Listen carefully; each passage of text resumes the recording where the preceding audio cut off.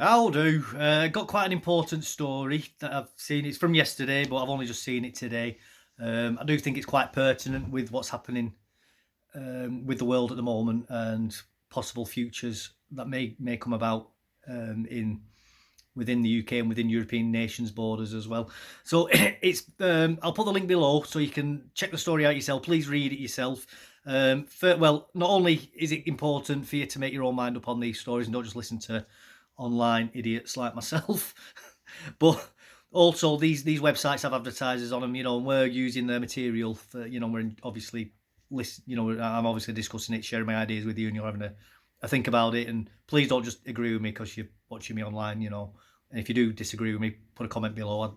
I genuinely want to hear people's replies, and I don't think that I'm necessarily, although I believe what I'm saying is right, I am open to new ideas, and I will listen to people. And it may just be a case of, oh, you know what, I haven't thought about it that way. So please always, if you disagree with something I've said, put your comments down below, and I'll give me something to think about. That's the reason why I like to share my ideas online as well, to give other people a different point of view. But go on their site; they have advertisers. It pays them. I don't get any money from that. I'm not sponsored. I'm not. I don't get a finder's fee. Nothing like that. It's just. I think it's just good courtesy and good practice just to do that for these channels. So anyway, I'll crack on. I've waffled on enough now. Let's crack on. So the army moves hundreds of troops from frontline to recruitment offices because forces shrinking too quickly after failing by more than 3,000 troops in last year. Now, for me, this is quite important. For those of you who don't know, I'm ex-army.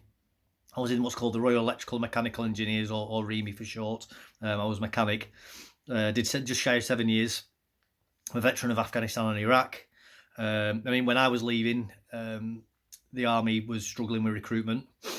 Even then, and losing a lot of troops. A lot of it, I think, is down to mismanagement and target chasing on the part of the army. It's not necessarily the lifestyle itself of the army. It's a lot of the BS that comes with serving in the army. And when I left, it was when the grooming gang scandal was starting to come out, and the whole Jimmy Savile thing was starting to I think starting to surface at that point as well.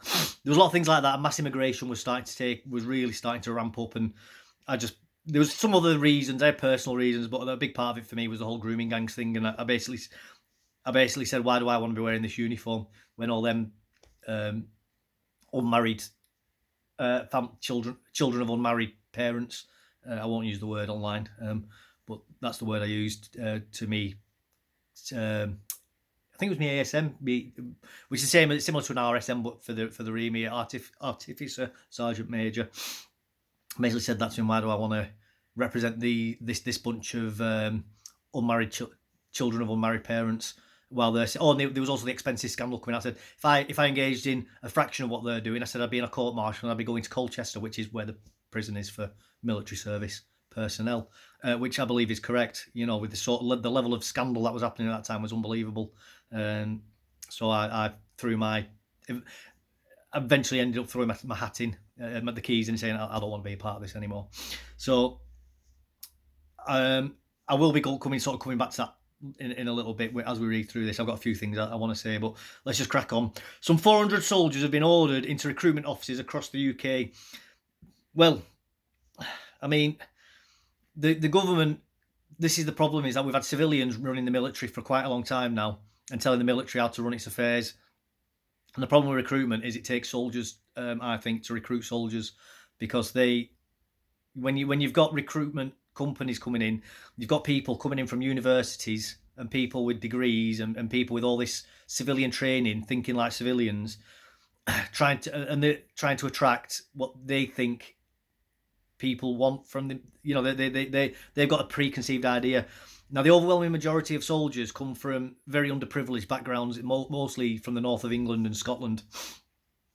Usually people you look at and go, oh my God, you're an absolute scumbag when you look at them. Myself included, by the way. I was a very naughty boy when I was younger, got involved in some quite naughty activities. I was involved in quite excessive lifestyle choices, going nowhere quickly. And in my opinion, I either would have ended up in a 6-foot box, or either a 6 foot by 6 foot box or a 6 foot deep hole.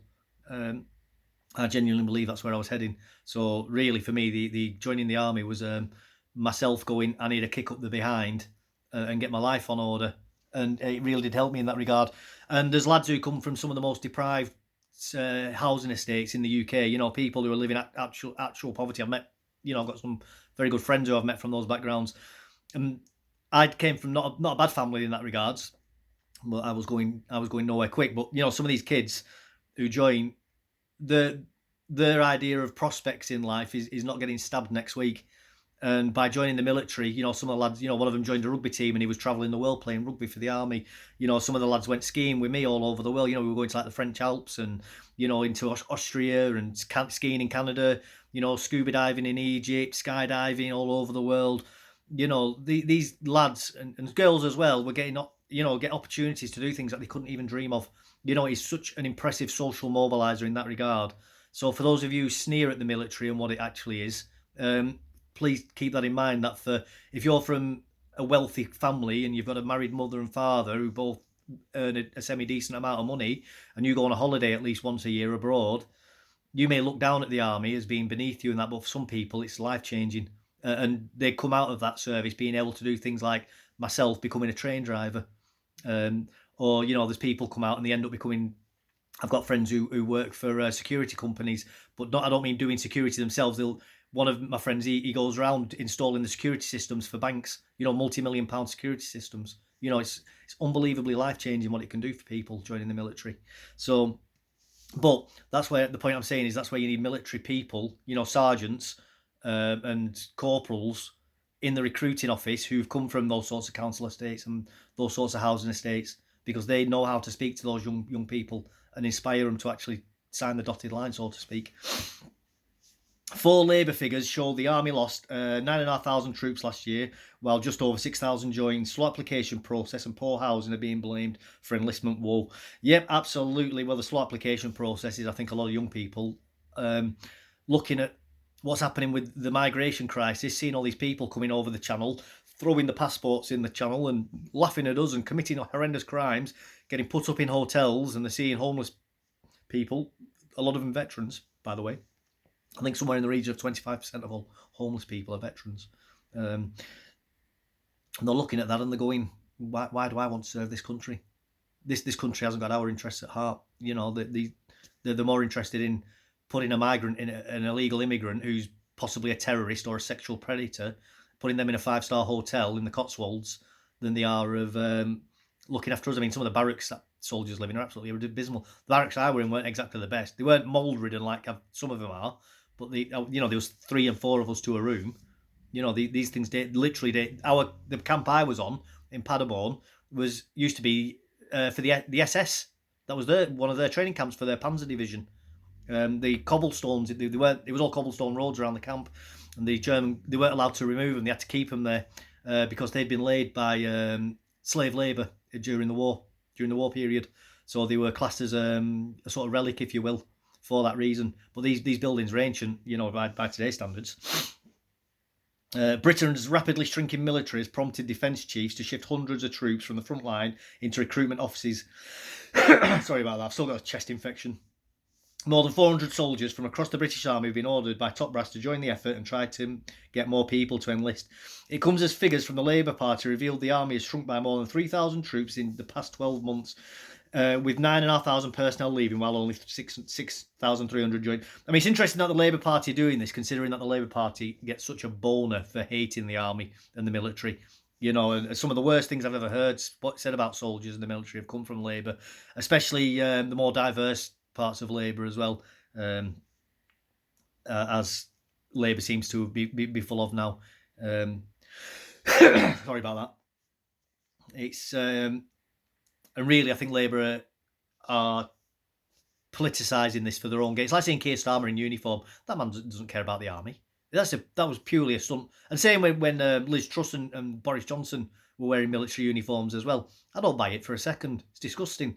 They're just using it to try and get votes. They don't care about the military. If they did, they'd fund it properly. They wouldn't be giving all these billions to immigrants and so-called refugees and asylum seekers. They'd be putting it into the MOD instead and telling them this has to be spent on how, or not even giving them the money, set inside a special budget for them that they can't touch, and saying that is for property building. You know, so that the MOD can't try and siphon some of it off to other projects, so to speak. there's ways and means around this. That the MOD can say put in a contract for new buildings getting put up, let's say, and it's going to cost, I don't know, 250 million, and then pass the bill on to the Treasury, and then the Treasury will then take that from that slush fund for them. That could be done, in a manner of speaking. Britain's part-time reservist force is also shrinking despite recent efforts to grow it. Between that, what they mean by that, I'm on the reservist list because I'm ex-military, although I think I'm coming off it in the next year or two because of my age. What they mean is what used to be called the TA, the Territorial Army, which is now called the Reserves. I don't know why. There'll be some technical reason for it to do with, I think, Territorial Army, I think, is supposed to only stay within the borders or something stupid like that. The latest recruitment statistics for the military defence reveal the total army strength plummeted from just shy of 80,000, 79,139 to 75,983 during the same period as recruiters failed to hire fresh new personnel to plug the gaps, leaving key roles unfilled. Yeah, and it'll be as well, like, COVID will have been part of it because people weren't allowed to go out. But also, young people are starting to hate the country and hate the West. And it's a two-sided thing. You've got those who go to university who are being proselytised to think that racism is only a thing that white people can do. And, the only people who committed slavery were white people, even though we were white people buying the slaves off Africans. And more slaves went to the Middle East than went to European colonies. More than twice as many, I believe it was. For a lot longer as well. But also, and still is ongoing today, actually, there's more slaves alive today than there was during the British days of the British Empire. Although there are more people alive today, however, to give it a bit of balance, so it's not necessarily, as a ratio, it's not as much as global population, but you tell that to those people who are living in slavery, I'm sure that will help them get to sleep okay at night, won't it? Well, at least as a ratio, there's not as many slaves in the world today as there was. But I've gone off. I'll stop there because I'm rambling again. But also, like I said, there's going to be a lot of young working class people who aren't proselytised by the university, who are looking at those university students and thinking, why do I want to fight for those people who hate me? Or they'll be looking at all the boat people and thinking, why do I want to fight for all those boat people? I'm going to go to some foreign country, fight Russian soldiers, possibly get killed. If I get taken prisoner, my bumhole's going to end up looking like a wizard's sleeve by the time I get released because they aren't part of the Geneva Convention. And Russian military, this is a fact, by the way, this isn't just me making it up, the Russian military does use unconsensual sex against its troops as a form of discipline. I believe the Ukrainians do it as well. It's just, so this is, so people are looking at it thinking, why do I want to get embroiled in a war like that for a bunch of people who hate me? So it's a double-edged sword, really, and this is what these. Now you got people like Keir Starmer who's berated us all. There's been all the Black Lives Matter protests going on, seen Colston statue getting torn down, all that sort of stuff, and people from working class backgrounds whose families died building that sort of stuff. Died in the cotton mills, died in the mines, and died in the factories during the 20th century, and were involved in all the weapons manufacturing or going overseas like my great-grandfather did and died as a prisoner of war. And the Japanese, they look at all these ungrateful upper middle class people, the Tarquins and the Sebastians and the Kenneths, and they think, why do I want to fight and die for you? You hate me. You hate my family.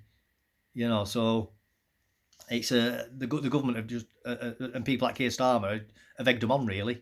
Well, they are right. We do have a history that we do need to atone for, don't we? And maybe we should be more forgiving of these people who are coming over. And yes, they do hate us, but that's because of our history, and we haven't been kind enough to them. Nah, shut up, mate. Shut up. The Army is not alone in its struggle to recruit new personnel. Both Royal Navy and Royal Air Force are also battling to hire more troops. Earlier this month, Mail Online revealed how the Navy was turning to a refer-a-friend style scheme to enlist new soldiers. There's a link to that there in this article, so if you go on this page, click that link. It's have a read of it yourself. Top brass within the senior service are offering sailors and Royal Marines a £500 incentive for each personnel they manage to encourage to sign on as part of an internal scheme earmarked to last until March 2025. How about just pay soldiers more? Pay soldiers, sailors, and Marines more money. Don't pay them. When I was in the Army, there is, when you get into a rank, and that includes private or equivalent rank, they have a structure of wages going through it, different degrees. So each year you go up a degree of pay, but there's can be two classes of it, a lower and a higher class, depending on trades. So I was in the REME, I was on the lower side because I was a mechanic, whereas if you was a technician, you'd be on the higher side. So even if you were both at the same degree, there was two tiers of it as well. Quite complicated, but basically depending on the job you do. So if you go in as infantry, you might start at say grade 4 in your first year, but a chef might start at grade 3. I'm just making that up, by the way. But every year you go, but it caps out at about 10 or 12. So if you're like a private for 15 years, your wages cap off. So when I was in, basically for the entire 7 years I was in, because it was around the time of 2008 I went in, which was the financial crisis. I didn't actually get a pay rise, although I got increment rises. Those increment rises were never increased. So a level 3 was the same in 2012 as it was in 2008. And they tried using that when they were trying to retain me. And I said, that is not actually a pay rise. I said, those are increment rises. And I said, and on paper, I've actually lost money, because even though the increment rises have taken me up, they're lower than the rate of inflation that was happening at the time. So I am So I was actually until I got my Lance Corporal, I was financially worse off as a ratio of inflation. It's just, so they need to actually seriously start pumping money into the wages of soldiers. The number of sailors, soldiers and airmen quitting the UK forces has skyrocketed, with 16,500 having left in the past year. My God, that is a lot. Up 6% from last year, compared to 10,400 that joined. A difference of 2,000. Under plan, 16.9% difference. That is unsustainable. Under plans by ministers, the army is set to be slashed to its smallest number in more than 2 centuries. We're talking like Napoleonic era levels of military service here, which is unthinkable. You know, the reason why people look at, say, like the Battle of Waterloo and things, and they see all these hundreds of thousands of troops, in pictures that are being depicted, I think, my God, that's huge. But that's because the entire armies back then were sort of like condensed into one area. So because they didn't have like the sort of communication levels that we have now, they weren't able to spread out over massive areas. So when you look at modern battles, they can look a lot smaller, like a lot less troops involved. But that's because modern militaries are able to coordinate in ways that they couldn't do back then. I mean, going back to, we hear about, say, like the Anglo-Saxons fighting the Vikings during the Dark Ages, and people imagine these big, massive, epic Lord of the Rings style battles happening. They weren't. You were talking on like a couple of hundred people fighting. So having large militaries is quite a new thing, really. It's only since the Industrial Revolution that it's been able to happen on an effective scale, because you just can't coordinate large-scale militaries in that way. And also the being able to fund them as well, Speaking of the shrinking numbers of troops, Admiral Lord Alan West, former head of the Royal Navy, told Mail Online he was worried. I think that's probably a very, very selectively chosen word. No one wants to join something that is viewed as a shrinking endeavour, said Lord. I think he's out of touch there. Or maybe he doesn't want to get involved in politics and doesn't want to speak about what I've been seeing. Who sits on Parliament's Intelligence and Security Committee. And not only that, I mean, it's not so much here, but like you look at the recruitment adverts in America, it was only a couple of years ago. They had an army recruitment advert, and I'm not putting any sort of criticism or point of view on this, but it was a cartoon, and it was a woman going in as a lieutenant. They call we call them a lieutenant. They call them a lieutenant. To do with their Patriot missile system, and she's talking about how she's from San Francisco, she's got 2 mums, they're both married, she goes to great gay pride parades, all that sort of stuff, very, very progressive. And the thing is, though, is in America, it's quite similar to here in that the bulk of the recruitment comes from the southern states, the old Confederate states, people that you'd call them like rednecks and yokels and things like that. Those sorts of people with very, very strong Christian sensibilities and very strong views of tradition will look at that and go, why do I want to join that clown show? That will be their opinion. And again, America is seeing worse recruitment, not just as a whole number, because their military is massive. Their Marine Corps, and for us, the Marines is just a part of the Royal Navy. It's not even a thing on its own. Their Marine Corps is bigger than our entire combined military service. Their Marine Corps has more helicopters and fighter jets than we do. That's how big it is. Just to give you an idea of how huge the American military actually is. It is phenomenally big. You're talking millions of people involved in it, and now but the American military is now trying to do these new adverts showing paratroopers coming in and that, and it's all white men now in their adverts, all white working class men. Whereas for like the past 10 years, it's all been homosexuals or people like that cartoon or Mexicans or African Americans. They've just basically pushed out white working class men for nearly a decade. And now that there's a war looming with Russia, suddenly, we need white working males again. And I think we're getting the same thing here with a lot of adverts recently that I've seen have all been like showing I'm a Muslim and I'm on exercise. I'm going to start praying in the middle of a combat patrol. That was one of them, and the army lets me do that. It's like, well, that is, I mean, that's a really bad thing to do, tactically speaking. You're on a combat patrol. I know it's only a military exercise, but you're on a combat patrol.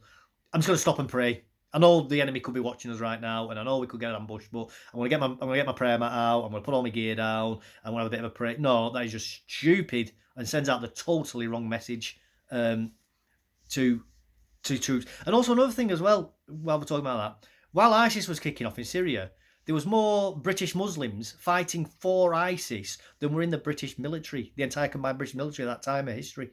Let's not kid ourselves here. The sort of bit, they're flogging a dead donkey with that, trying to recruit diversity, at least from within Britain. All the diversity when I was in the military was from overseas, people from like Africa and Fiji and places like that.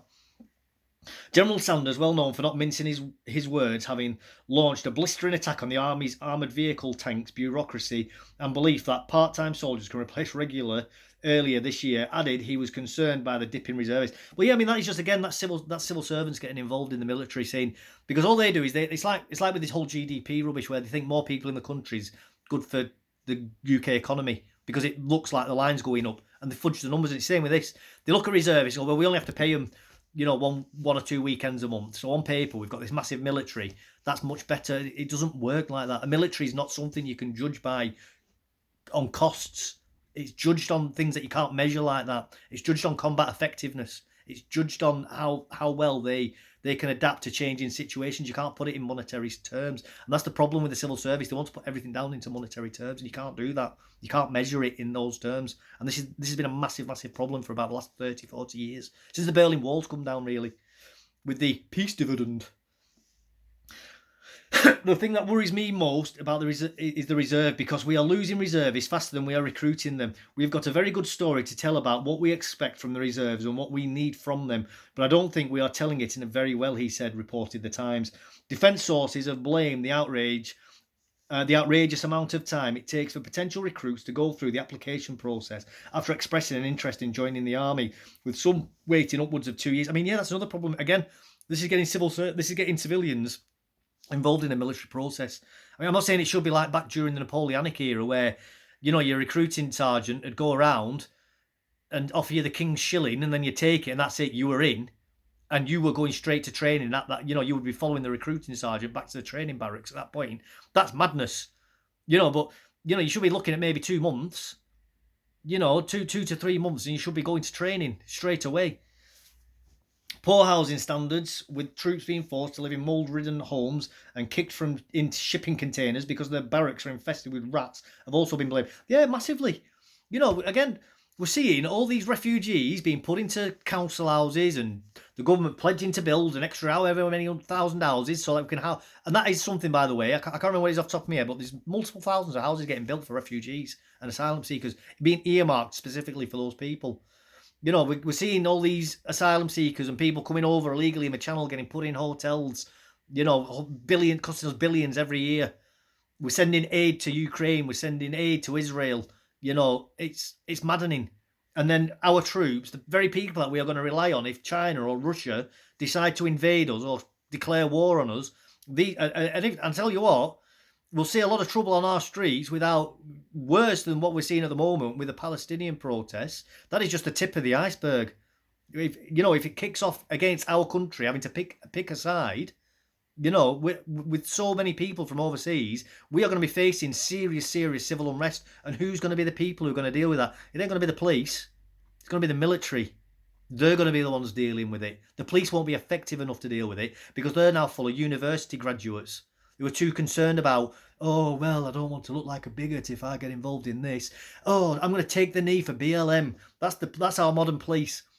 I'm going to wear my rainbow lanyard because I want to look inclusive. It's not your job. Your job's not to be inclusive. Your job is to come down hard on criminals and do your job and to do it. Do your job. Oh, just idiots. General Sir Richard Barron's, former head of Joint Forces Command, slammed the shameful state of British military housing. Well, he's a general. He, in theory, has the ability to do something about that, which he claimed has been a systemic problem that's plagued the Ministry of Defence for decades. Yeah, it's absolutely true. There is pictures here, by the way. I won't. That is typical military. I'll share that one. That is just pure military. Ivy growing in the property, so he's put a bulb on it. Yeah. And there's black mould at the top of that as well, by the way, just so you can see it in the paint.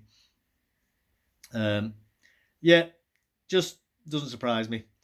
We have some truly atrocious accommodation that people will not put their dog in. It's that shocking, he told Mail Online last week. And we've seen it as well with Channel 4 did a big thing with somebody called Fatima talking about all the black mould in a property that she was living in. Well, that's probably down to the fact that she never opens her windows and they do all the drying in the house, and it'll be the way that a lot of the time it's down to how they're living, choosing to live. But they made a big massive song and a dance on that. But when it comes to our soldiers, they don't care. They're just no interest in it at all. They're expendable because they hate our troops. It's an abuse of goodwill if you expect people to live in accommodation that would fail every social housing test, and yet we want them to defend the country. It's an outrage. Yeah, absolutely true. But again, it's because that's how these people who make these decisions view the military. They see them as scum and beneath them, and they just see them as, they absolutely don't care about these people. And a lot of it will be down to the fact that they are from council estates and that they are the working class, and they would view as the dregs of society. So they can't stand them. These people are making these decisions. They would have more admiration and respect for Dog Do on the boot. I'm going to leave it there because this does go on for quite a bit longer. In fact, no, I'm at the end here. I'll carry on doing this last bit.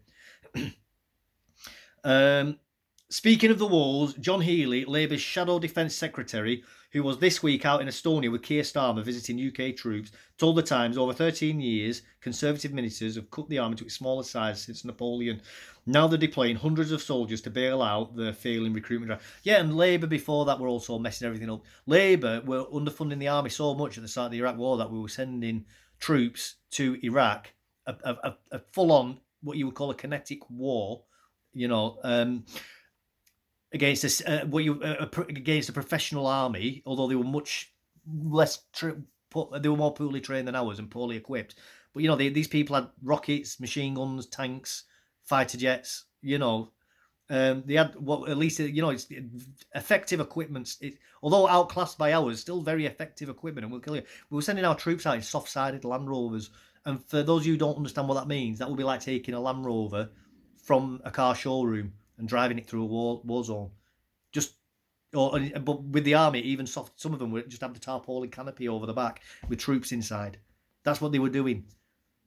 Unarmoured trucks, body armour, which only had a little plate just big enough to cover your heart, a heart-stopping plate there, which we now use as side plates.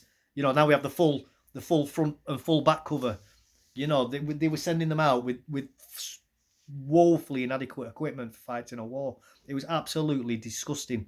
So Labour absolutely got nothing that they can say positive about this, because they are soaked in just as much military. Well, they've got more military blood on their hands than the Conservatives. But I'm absolutely not supporting the Conservatives in this either, because he is true in what he's saying about that as well. The Conservatives have woefully underfunded the MOD because they've had to find money for all these refugees and these asylum seekers from somewhere, and all these vanity projects that they want to take part in. All these quangos that are pushing for DEI and all that sort of stuff has to be paid for. This social experiment revolution that's happening is coming at the expense of national defence and policing and things like that. And people wonder why everything's such a mess, because we're funding all this madness that's happening in our society. We need the best in our British military, and ministers must get a grip of the growing problems with forces recruitment and retention. Capita, which is in charge of army recruitment, is expected to be brought before the Defence Select Committee next month to give evidence on its performance. And this is another thing, none of them have got the bollocks to just scrap these failing projects. That why are these ministers not just saying, right, recruitment's gone to pot, the military's gone to pot, right, just scrap Capita, go back to what it was. Just go back to what it was. You know, it's just it's insane. Well, I imagine there's probably ministers or ex-ministers or lords involved in Capita. There's probably that, like we're seeing with that bloody Michelle Mone, where she was selling, where a company she was involved in was selling gowns at like £11.50 a gown, whereas a competing company that was offering gowns was offering like £4.90, and they got turned down. But it's criminal. This is what that was. It's that sort of stuff is why I left the military. An Army spokesman said recruitment was a top priority and the trials and pilots are underway to support Army careers, backed by investment to increase recruitment and retention.